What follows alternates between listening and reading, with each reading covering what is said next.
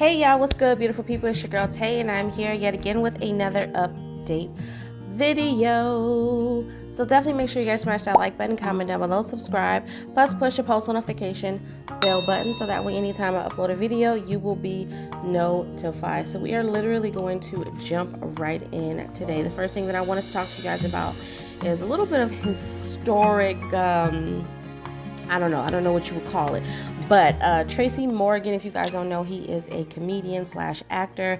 It says Tracy Morgan will become the first black person to receive the Friars Club Icon Award. This came out a couple of days ago. From making his on-screen debut as Hustle Man on the 90s sitcom Martin to starring on Saturday Night Live for 7 seasons, comedian and actor Tracy Morgan has cemented himself as a power player in entertainment. He will receive a special honor for his contributions to the industry, according to The Hollywood Reporter. The New York native will be bestowed with the Friars Club Entertainment Icon Award. The honor is historic as Morgan will become the first black person to receive the award. From television to film and stand-up, Morgan has played an instrumental role in shaping the landscape of comedy. Throughout his career, he's starred in memorable shows and movies, including his own series, The Tracy Morgan Show. Other notable appearances include The Longest Yard, First Sunday, and Coming to America, which is the second one. Most recently, Morgan's work in The Last OG has garnered him nominations for an NAACP Image Awards, Primetime Emmy Awards, and Screen Actors Guild Awards. Okay, Morgan says he's honored to join the collective of legendary comedians and entertainers who the Friars Club has celebrated. The Friars is a legendary part of New York City and comedy, two of my favorite things, he shared in a statement. Okay, so I'm absolutely glad, and I'm very, how do I say it? I'm respectful of this man, even though obviously I've never met this man before in real life, but I have seen his work. I just really respect this man as a comedian, as well as an African American, a New York native, and all of those great things. So, super happy that he is going to be the first to receive this extremely iconic award. All right, moving on from that.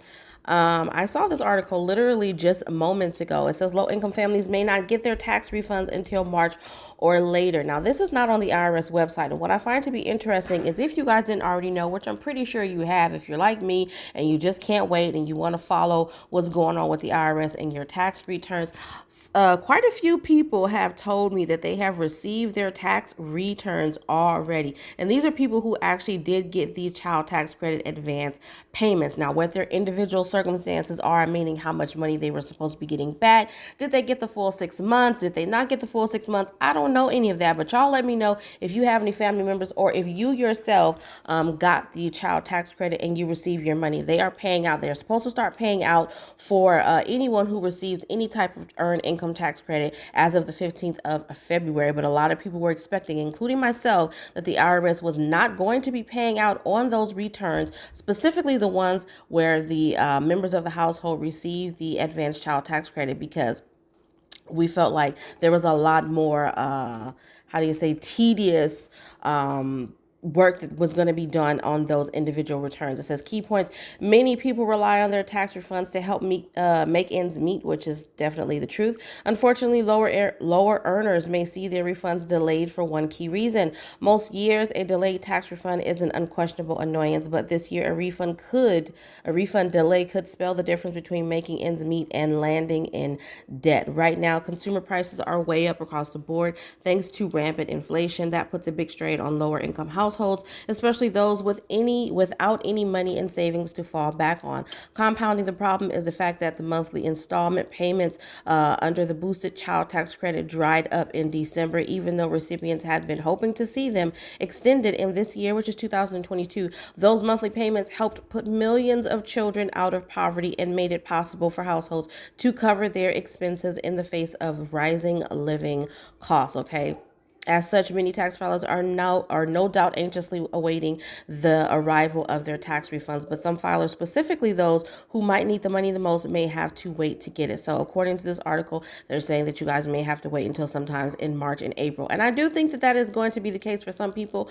But to be perfectly honest, for some of you guys, like I said, you may want to just keep your eye out on your notifications, however you receive them, via text, via email, because it's a possibility that you could be getting your money sooner rather than later. Okay, tax filers who are claiming the earned income tax credit or the additional child tax credit will generally have to wait until early March or later to receive their refunds.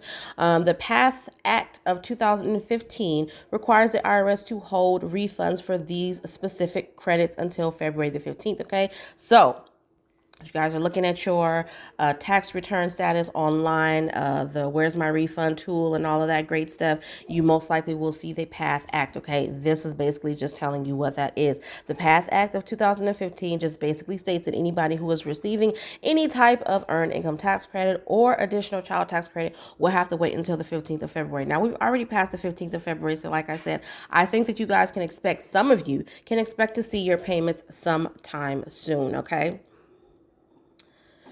These credits are both refundable, which means a filer can get a refund even if they don't owe any tax. Many tax credits aren't refundable, and the most they can do is reduce a filer's tax liability to $0. But because the EITC and the ACTC are refundable, they're a common target for criminals. So I should tell you guys, warn you guys, I've been telling you guys, not just on YouTube, but any platform, even your emails, be aware the scammers are getting extremely, I don't want to say desperate, but they're getting more cunning, they're getting more smarter, okay, and they're finding ways to basically get people out of their money, okay? Be very, very, very careful. There is a lot of, I don't want to say fraud because it is fraud, but there was a lot of, what do you call that? People were losing their money from their cards. Like, you know how if you go and you file your tax return and you end up getting one of their prepaid cards, okay? Like, for example, Jackson Hewitt has the American Express Serve card. A lot of people were getting that. I can't remember the names of the other cards. They're different for every tax preparer, but a lot of people were getting those cards, and a lot of people were finding that the moment their money deposited onto those cards, their money was actually being withdrawn from those cards, and then they end up having to wait months in order to get any resolution and possibly get their money back. So be very, very, very, very, very, very careful, okay? How to expedite. It goes on to talk about how to expedite your tax refund. There is no way to expedite your tax refund, honestly. You can call in and see if there's any additional documentation that is needed and then submit it over, but they're going to get to it when they get to it, okay? Moving on from that. Well, I lost my train of thought here. So we're going to jump in a little bit about what's going on with politics and all of that great stuff.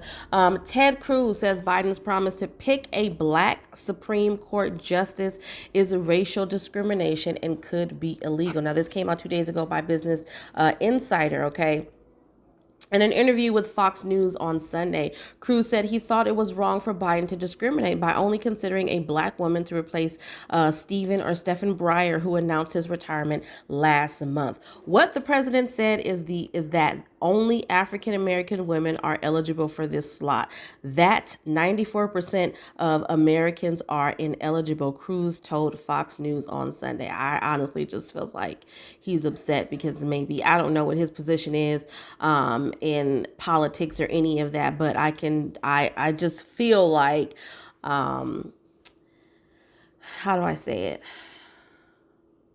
I don't necessarily feel like Biden's choice to say only an African-American woman can take this spot is racially motivated. I feel like if it was racially motivated, then he would be trying to put someone in that spot that shares the same ethnic, racial, cultural, however you want to describe it, background as he has, okay? And that's not the case. I feel like Biden is trying to make an attempt, okay, to put the spotlight on more people of color, okay, who can do some really good, positive things as it pertains to politics. That's just my personal opinion about the matter. I don't know. Like I said, I don't know anything about this Ted Cruz.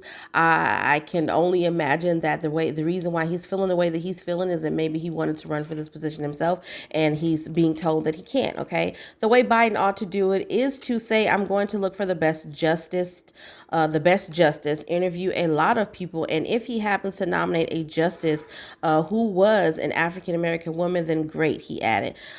Who's not to say that this woman or whoever, I don't know if there's a specific woman that he's looking at, or if he's just saying in general he wants to nominate an African American woman. Who knows is what I'm trying to say. How much research has Ted Cruz done? Has Biden actually had someone do the research? Because y'all know he ain't gonna do it himself. So has he actually had someone do the research on this African American woman that he's thinking about putting in this position? Does he know about her career? Has he been following her? Who's to say that she's not the best candidate for this slot? I'm not trying to say that has anything to do with her skin color. Maybe her background, maybe her work ethic, maybe her history and the things that she has accomplished in her already esteemed position has afforded her the ability to be looked at, to be put into this spot, is what I'm trying to say. Has Ted Cruz even looked into the background of this person? Or I feel like, if anything, one could say that maybe your anger is racially motivated because you're just looking at the fact that she's an African American woman. Have you looked into her background?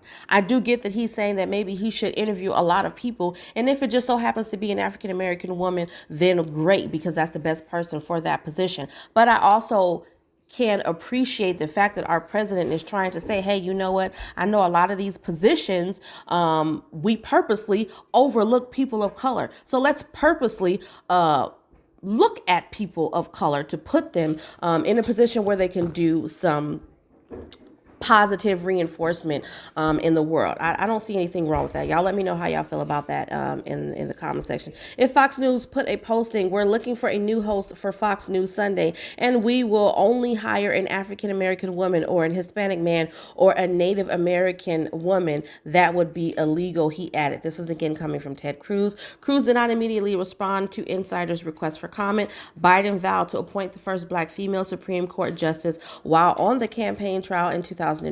Despite his criticism, Cruz told Fox News Sunday that he would still consider Biden's nominee on their record. I'm confident the Senate Judiciary Committee will have a vigorous process examining that nominee's record, he added. Biden is expected to make a decision by the end of February. So if he's confident, it's just like, you just said all of this for what reason?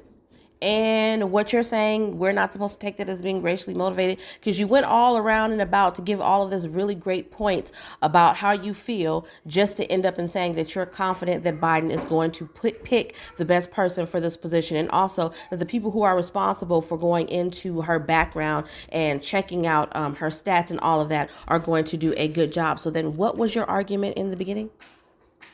Kind of doesn't make sense to me. Jackson, who was nominated to the federal bench for former President Barack Obama, is widely seen as the top candidate. Okay, so, you know, I think it's good. You know what I'm saying? I think it's good. If she's the best person, like I said, we can't sit up here and deny the fact that ultimately it is hard. Let's just be real. Let's put it on the table. It is difficult for people of color. Doesn't matter if they're Native American, doesn't matter if they're African American, doesn't matter if they're Hispanic, brown and Black people. Anybody other than, you know what, has a harder time getting their foot in the door. You know, it doesn't matter what degrees they have. Sometimes it doesn't even matter how much experience they have. They get overlooked. So I'm going to end this particular topic on that note by saying that I absolutely can appreciate the fact that he is saying, since I know these people have been overlooked a lot, I'm going to make it my point to put someone of color who, without my help, would most likely not land in this position. I'm going to make it my point to help this person get into this position. Okay, so I'm going to end off on that because, like I said, I think that, you know, I can appreciate where he's coming from with that. Now, moving on, you guys, we are going to take a quick look. I'm going to put it on the screen for you guys. I'm not going to do the payout dates. If you guys missed yesterday's video, I did go in depth with the payout information for both pandemic EBT for this current school year, which is 2021-2022. One thing that I did want to look up, hold up, before I get into that. As a matter of fact, I think I looked at it on my tablet, but let me look at it on here because I did see an article that was talking about California have being approved for pandemic EBT for 2021-2022. As well as the summer of 2022, but it's not the, what do you call that? I forgot what it's called. It's not the CDE. California Department of Education, I think it is. Yeah, it's not the CDE and it's not the USDA. I haven't seen it as of right now, but this particular article, and I'm pulling it up. Hold on. It says this one pager provides a quick guide to PEBT and the changes for the 2021-2022 school year. Now, this is specifically for California. Okay. Pandemic EBT was a brand new program implemented in 2020 in response to to school closures caused by the pandemic. PEBT has been extended through the 2021-2022 school year, the summer of 2022, and as long as the current public health emergency continues. However, it looks a little different now than it did in 2020. And then it just goes on to say this one pager gives readers a quick background on pandemic EBT and outlines changes in the program. There is no further information available, and the website that I am on is called No Kid Hungry. Okay, so like I said, I have not seen the information on the USDA website as it pertains to 2021-2022 school year.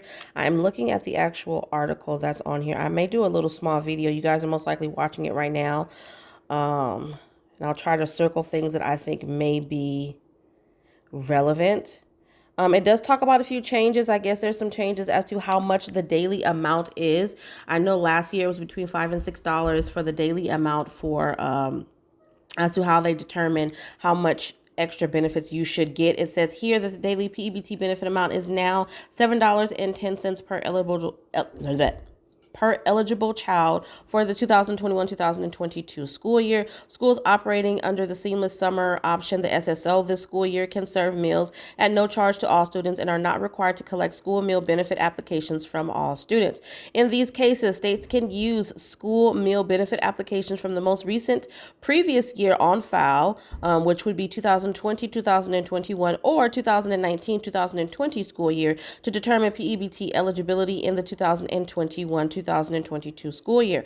However, unless the school is approved to offer PEBT to all students by participating in a CEP Provision 2 or Provision 3, the school must make applications available so that the students who are newly eligible can qualify for pandemic EBT benefits. This includes kindergartners and transfer students. If a school district is collecting meal benefit application forms for all students this current school year, they must use this year's forms to determine PEBT eligibility for all students. So again, I will try to put this information, put a little video on the screen so that you guys can see that I did actually go on here and look up information specifically for California as it pertains to pandemic EBT for this current school year.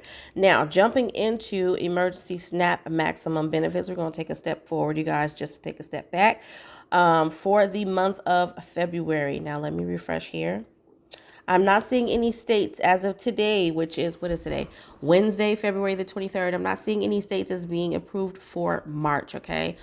Someone did make a really good point in the comment section yesterday by saying that unfortunately they don't think that a lot of states are going to be approved for these benefits moving forward because a lot of states are now opting out of the state of emergency declaration, and this is very true. But as of today, I'm going to put it on the screen. I'm not even going to go through it. You should be seeing the picture right now of the states that have been approved as of today for emergency SNAP maximum benefits for the month of February. As well, I am going to take a look at pandemic EBT now for this current school year, just to see if there were any additional states that have been approved. Since I looked at it yesterday, it doesn't look like it has, so I am also going to put that on the screen for you guys so you can see that. But at any rate, you guys, I hope this information was in some way helpful or useful to you guys in at least a little bit.